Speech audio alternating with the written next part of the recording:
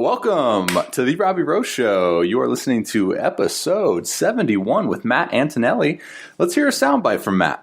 I literally knew nothing about my swing. I always tell our players now, you need to be your best hitting coach. You need to watch film. You need to understand why it is you're successful, because there's going to be a day where all of a sudden you're not going to feel great and you got to figure out how to get back. And if you don't know why you were successful, how are you ever going to figure that out again? And that was one of the things I didn't know. I had no idea why I was successful. I just always hit well, and I just figured I'd always continue to hit well. May I have your attention, please? Everyone neither. Now listening to Clear the Mechanism. The Robby Row Show. The Robby Row Show.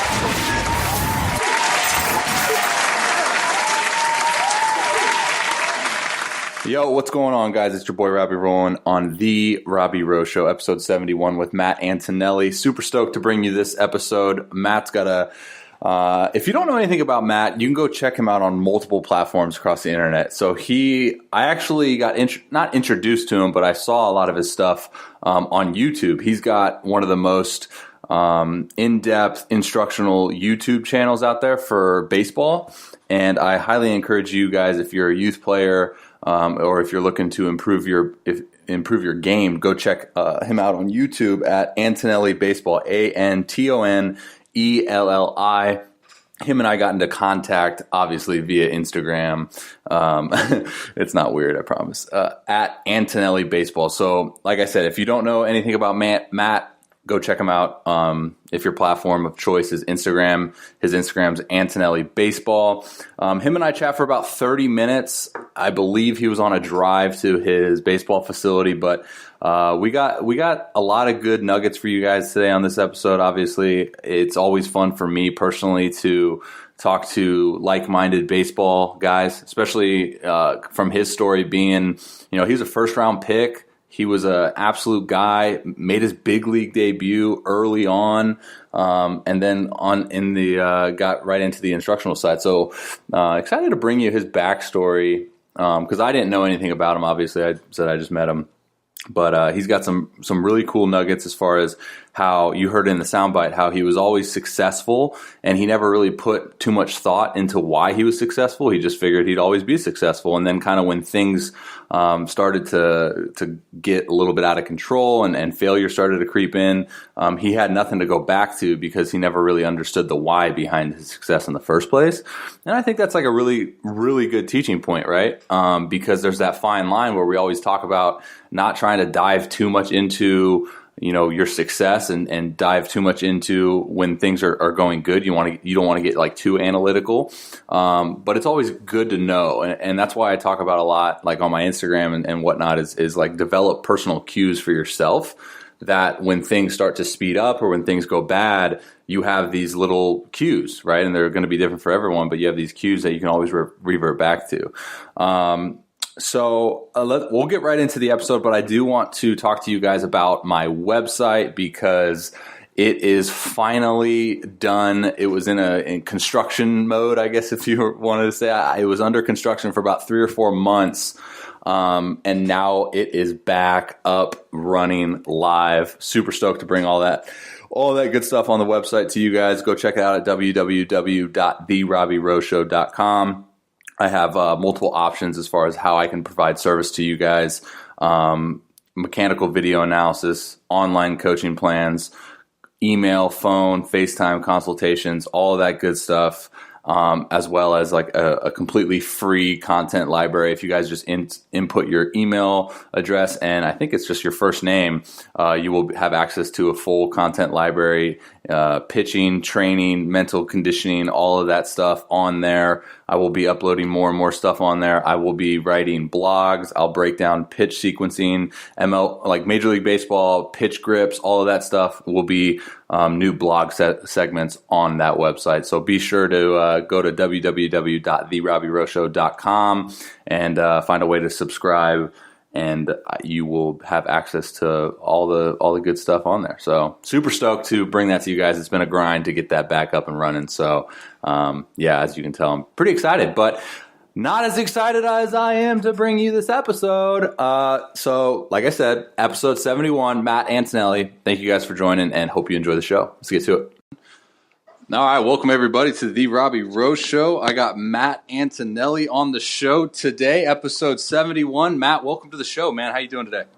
Thanks, man. I appreciate it. I'm doing well. Thank you. Yeah, absolutely, man. So you're a busy guy, man. I'm pumped to have you on the show. You got this YouTube, you got the Instagram, you got everything going on, man. I want to take it all the way back. Obviously, we always start this show off with just a huge loaded question as far as your backstory, but Sure. run me through, what brought you, what draw you to the game of baseball, and kind of how that all came about at a young age.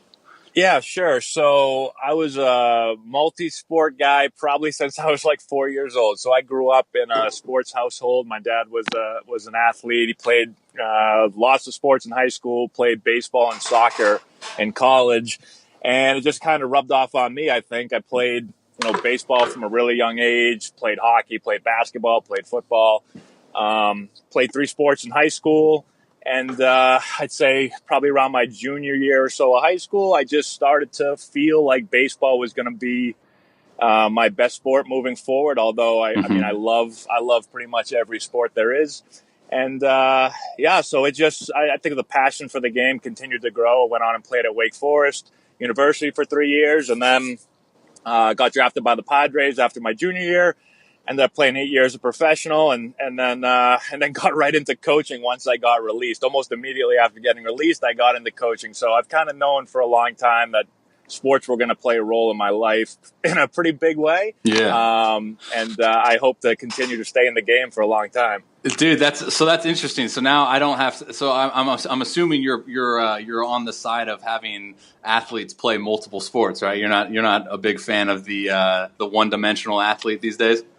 Yeah, I tell all our guys to do what you love to do. I mean, people actually were telling me back when I was in high school. They said, if you think you want to play baseball at a high level, you're going to really have to focus in on that sport. I mean, so people were telling me the same thing, and I'm happy that I decided to keep playing football and keep playing, hockey and dabbling in basketball. I almost, I thought about it for a little bit there. My senior year, I thought about quitting football because people were like, "Oh, you're going to get injured. Mm-hmm. You're going to ruin your career." And if I missed my senior year of high school football season, I mean, I have so many memories looking back at just that 1 year. I can't imagine telling kids, don't play or don't do something you love to do. So, I mean, that's the way I take it. I think playing multiple sports really helped me as an athlete.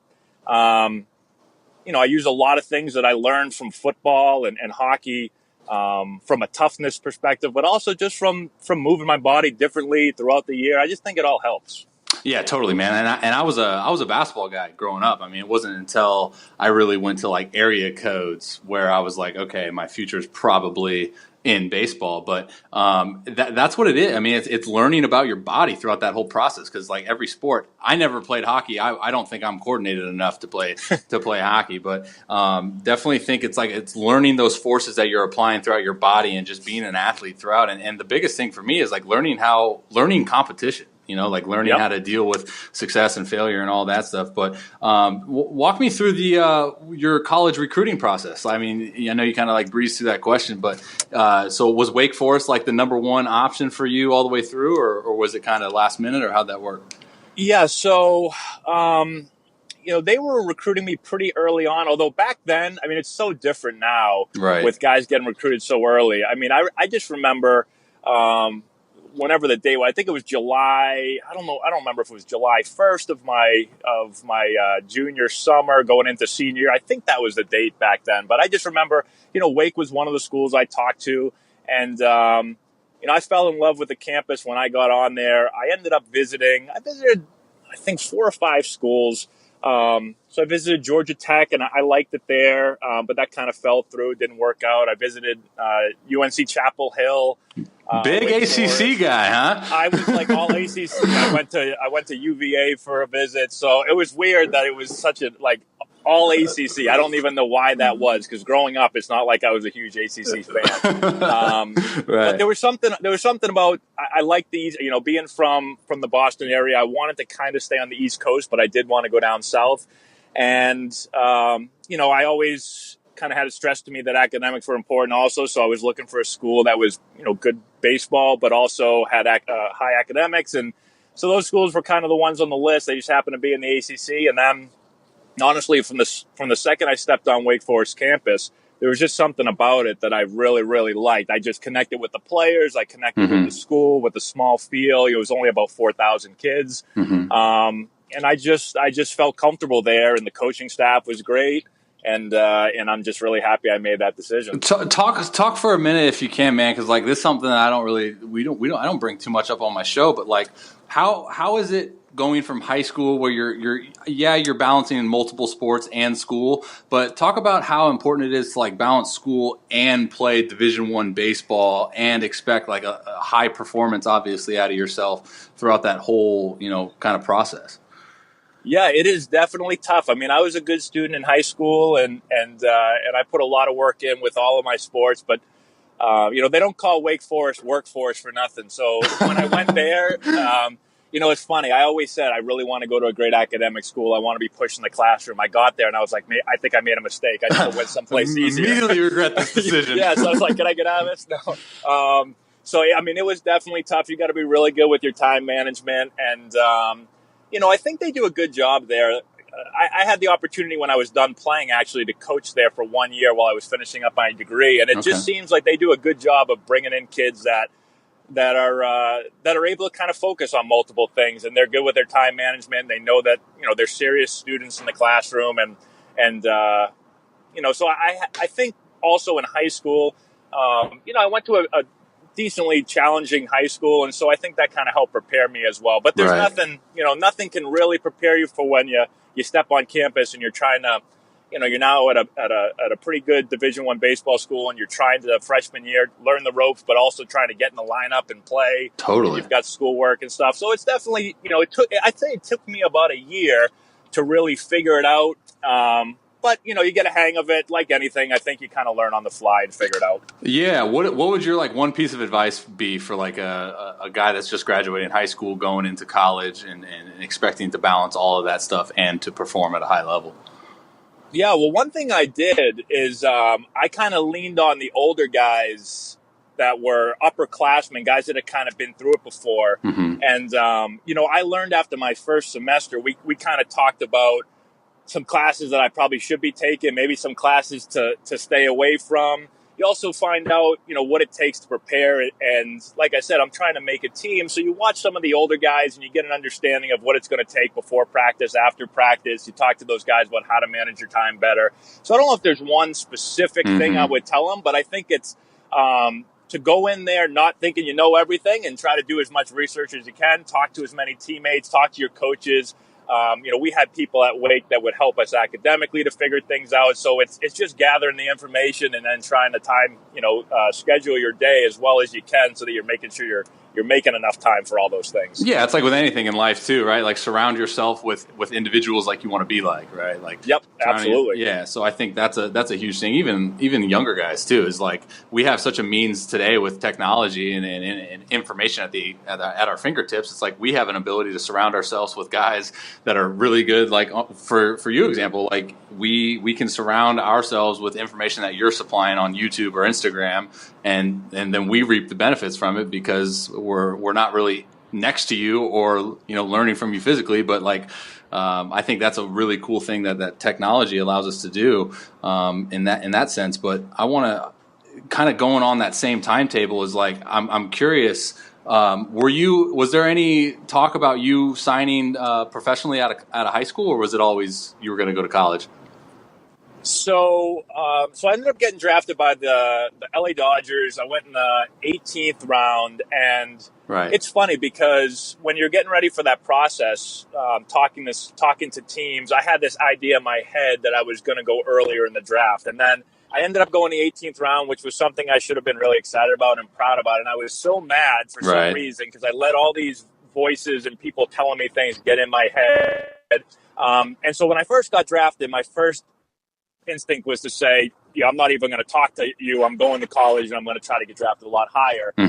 But after I kind of cooled down a little bit, they ended up offering me I would say, I don't know, probably like a fourth or fifth round signing bonus. And so it did actually enter my mind that I may take it. And so I talked with my family a lot, and we did sit on it for a while. And at the end of the day, getting an education was always important to me. I knew that I'd have a chance 3 years later to potentially improve my skills and then go back into the draft. And so that's what I decided to do. I decided to go at least get my education started, and let's see what can happen in 3 more years. And as long as I didn't get hurt or anything, I had a pretty good idea. And I was confident that I was going to improve and work hard and have another chance to get drafted again. So that's the route I went. What I should know this, but what year was all that? So like, what year did you graduate high school, and what year did you come out of the draft for your junior year? So I graduated in the spring of 2003 from high school.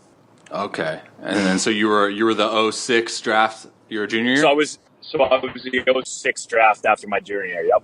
Okay, so that was a really good draft, right? Yeah, we had a bunch of guys all drafted around me that played a lot longer than I did. So there was a lot of really, really good players in that draft. Oh, dude, yeah, no doubt. So what was that experience like from going to college and then obviously going straight into pro ball? Like, was there anything that obviously you surround yourself with guys that probably experienced that as well, and then getting into it, what was kind of that? How was that experience for you? Yeah, pro ball is a totally different ball game. I don't think there's any way to really prepare for it. And honestly, I didn't know a whole lot of guys that had played professional baseball before I got into it.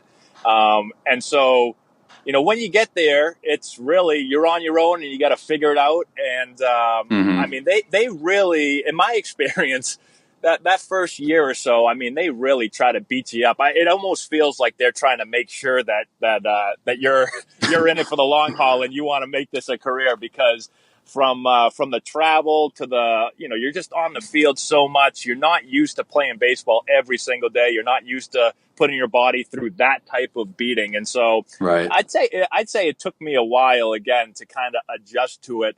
But I mean, I think the good thing is if you have a real love for the game and that's what you want to do. I mean, I've been working towards that, just like I would assume most of the other guys that are getting drafted, they're working towards that for their entire lives. And, it was never, although it was a goal of mine to get drafted, my ultimate goal from the time I was a pretty young kid was I wanted to try to play in the major leagues. And so, right.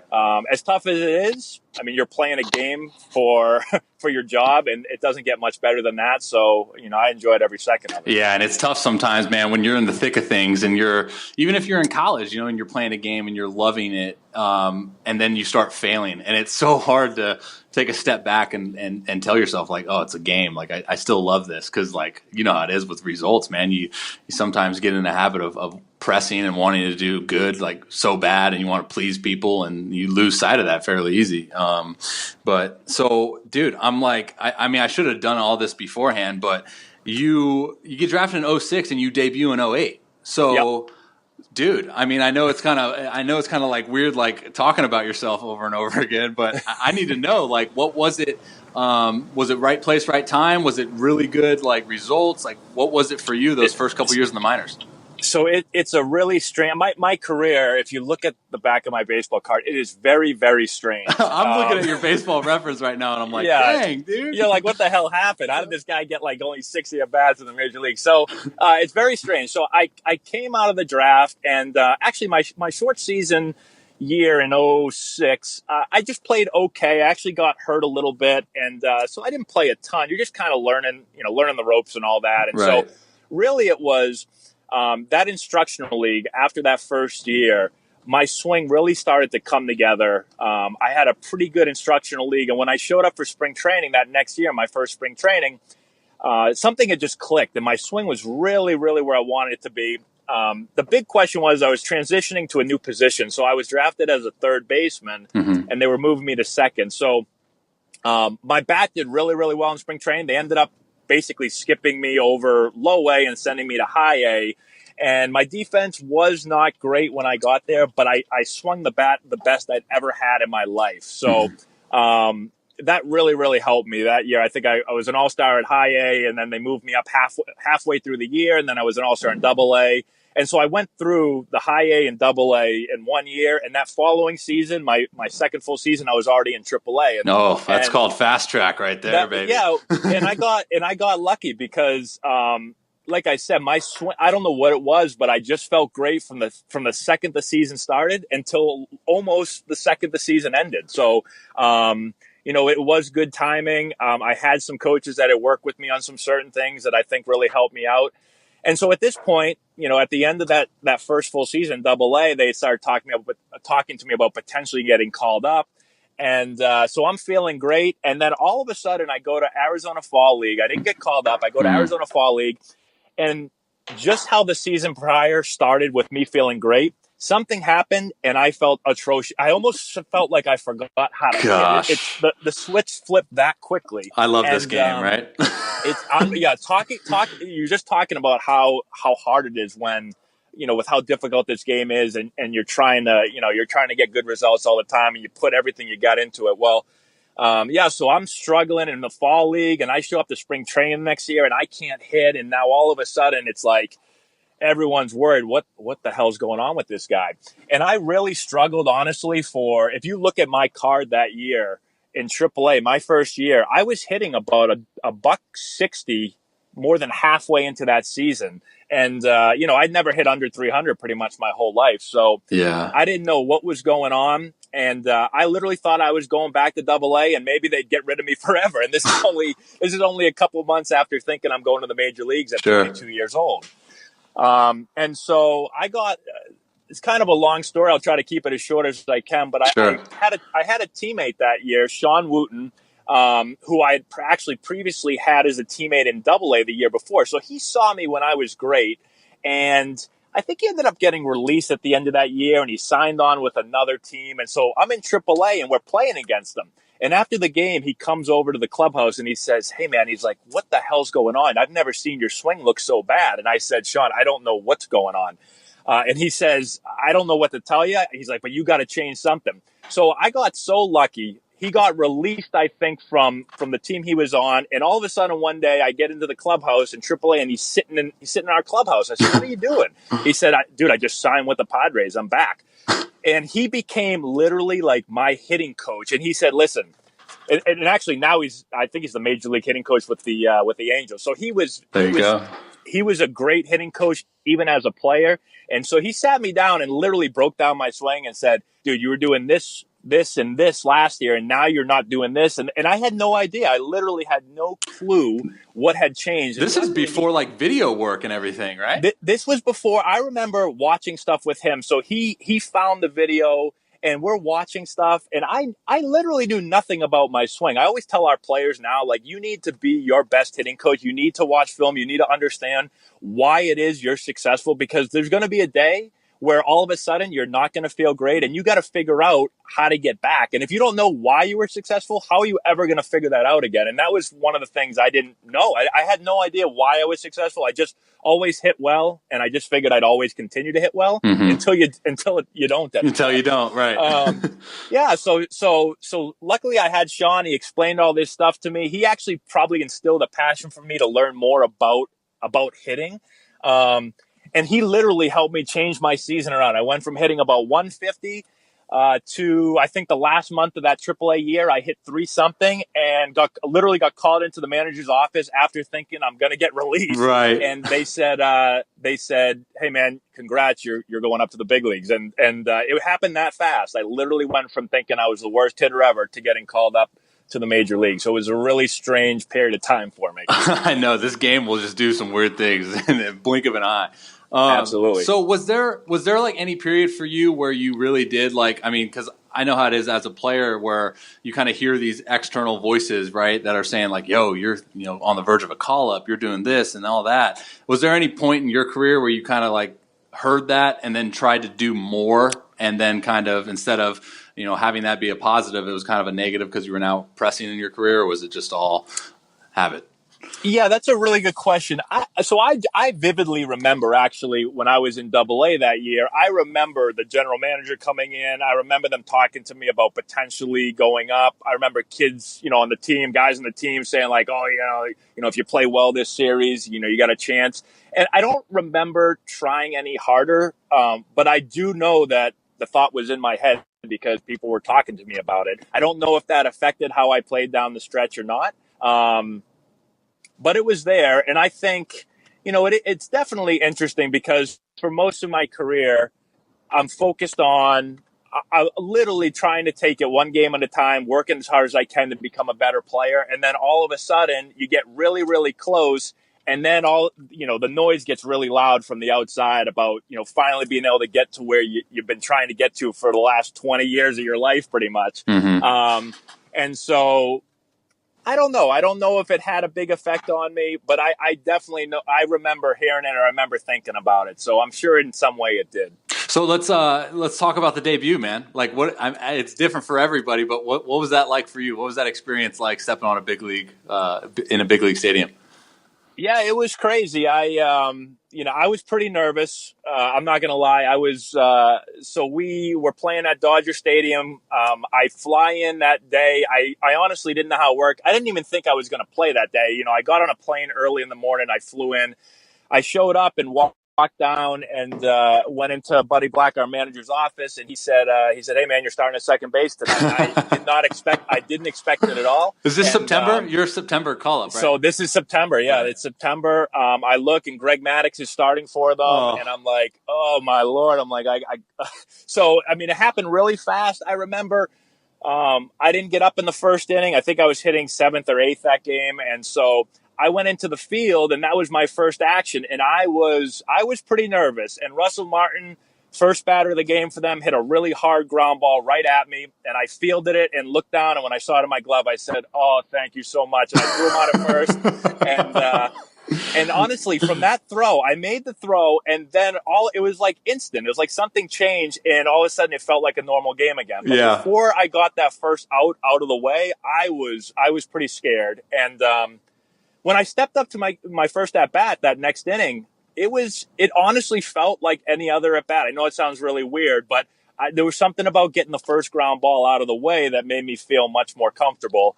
And and I just went up and hit, and I got I think it was a 2-1 fastball, I believe. I hit a line drive to center field for my first hit, and didn't get many more after that, but I got the first one. So you had a knock in your first AB?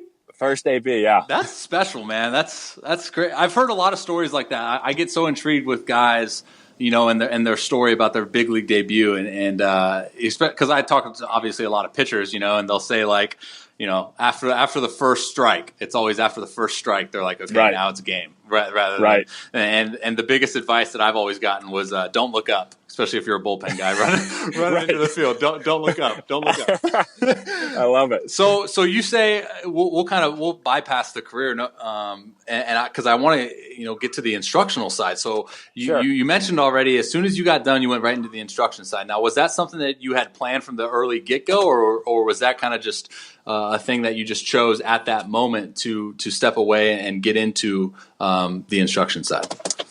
Yeah, so I always knew. I would say right when I started playing and got into pro ball, I knew I wanted to coach in some way. I didn't know what level, but I just knew I enjoyed coaching. And so, my dad was a coach. He still coaches high school. And when I would get home in the off season, I would help his teams out. And I just enjoyed it. I just helped, it made me feel good helping guys and trying to pass on some of the knowledge that I had acquired over the years. Mm-hmm. And so, the second I got released, I called up the head coach at Wake Forest, and I said, listen, I just got released, and I'm thinking about getting into coaching. Do you have any spots on the staff or anything I could do? And I also said I wanted to get my degree because I left after my junior year. And he said, jump on. He gave me a spot as a student assistant, so I finished my degree, and I got into coaching. And that's when, at that time, I thought I wanted to do college baseball. But I was kind of hedging my bet because at the same time I started Antonelli baseball with the help of my dad. So again, he'd been coaching for a while. And so we kind of started up a small travel program where he kind of actually ran it while I was away at Wake Forest. And then when I'd get back, I'd jump into it and coach. And so I was kind of doing both things. And I was saying, let's see what I like more. Do I like college more? Do I like the travel ball side of things more? Ended up getting a job at Holy Cross as the hitting coach the following year, which was close to home for me, which was really nice. And then my wife got pregnant with our first child, and that kind of changed a lot of things for me. I ended up saying, the college thing is awesome. I really enjoyed it, but there was a lot of travel. I had to go recruiting a lot. And, I said, while my kids are at that time, one kid was young, I said, let me try to grow this Antonelli baseball thing and be able to coach closer to home and not have to do the travel. And so that's the route I went. And then we just started building it up from there. So there was no second thought. I mean, as far as like your playing career. So you say as soon as you were done, you went straight into it, but there was no thought for you that you had more in the tank. So the last couple of years of my career were really choppy. Kind of actually starting somewhat early in my career, but in 2010, I broke my hamate bone, and then I ended up getting wrist surgery. After that, I missed the entire 2010 season. And then from there on out, I continued. I think I had 3 more wrist surgeries the following 3 seasons. And so I was at the point where I had I guess I have like an arthritic wrist. And so they said I would have to continue to get surgeries pretty much every year. And again, if you look at my card, I think I missed like 400. I think I did the math one day. It was like 400 and something games I missed over my career. So I was having a hard time staying healthy. And when you're always banged up and always hurt and getting surgeries, you don't get to practice much. And I could just tell my skills were diminishing. And I wasn't that old. I mean, I was like 28 years old. And I was like, I don't feel like anywhere close to the same player that I was. And I always said, I told my wife when I first got into it, I said, my goal is to get to the big leagues. If I don't think I can get there again, like, I'm not gonna play. Like I have to, I don't know why, but that was just a thing. Like that's my goal to get there. And if I think I'm just wasting my time and I can't do it, then I'm not going to do it. And so when I got released, no teams wanted to sign me, and I got a ton of offers from independent ball teams. And I just said, my health, my age, I'm good, man. I said, I don't think I got a shot. And so I wanted to do coaching. I went right into it. So now I'm curious to get your opinion. Obviously, like the data analytics of the game is like the hot topic, right? We can talk about data analytics. We talk about like the rule changes, all that. I want to get your take because you got out of the game before that really hit the scene. So now as an instructor, you're kind of having to learn the whole system, and apply it to your athletes. Are you, I guess for a loaded question's sake, are you pro data analytics or how does that work for you on the instruction side of things? Yeah, absolutely. So I'm for anything that is able to give me a little bit more information that I can, help players with. And so I think it's a mix. I think you're able to use a lot of that stuff to really help. I think that there's some, I don't want to call it old school stuff, but I honestly think it's a blend. And, I think people that are able to kind of use both I think in the end will be the most successful in helping players. So that's my number one goal, is to help our guys get better. And, the people I've been around, the coaches I've been around that are really, really good, they're coaches that continue to learn every day. They're lifelong learners. And that's kind of how I see it as, I'm looking every day to try to figure out how can I get better? How can I improve myself so I can help our players? And so in order to do that, you got to keep up with, the last couple of years, there's been a lot of advances in technology. Oh, yeah. It's going to continue over the years. And so I'm still learning a lot of the stuff, but yeah, anything I can get that I think can help our guys, I'll use it. Adapt or die, man. Yeah, absolutely. Name of the game. Well, dude, I could talk to you for hours, man. I want to be respectful of your time, but if you can, real quick, tell my audience as far as like where they can find you on social media, Instagram, YouTube, like all that kind of stuff. You can shout it out. Yeah, sure. Thank you. So the biggest things I'm on are Instagram and YouTube. So if on Instagram, it's just Antonelli Baseball. Same thing on YouTube. Just type in Antonelli Baseball. We've got tons of videos and stuff up there to hopefully help help players out and pass on any knowledge or anything I've learned during my career. So those are the two best spots to check things out. No doubt. I'll link all that in the show notes for my audience to check out. But Matt, thank you so much for your time, man. I appreciate you, dude, and enjoy the rest of your day.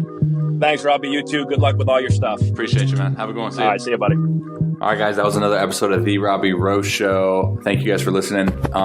Like I said, in the pre-roll website, it's ready to rock. It's up and it's running, and I'm super stoked. I highly encourage you guys to go check that out, www.therobbyrowshow.com.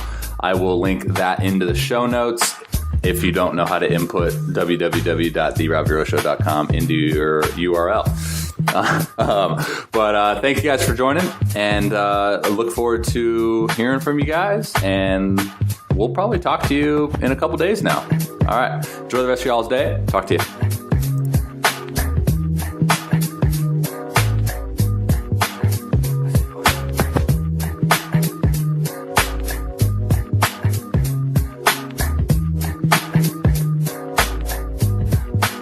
What?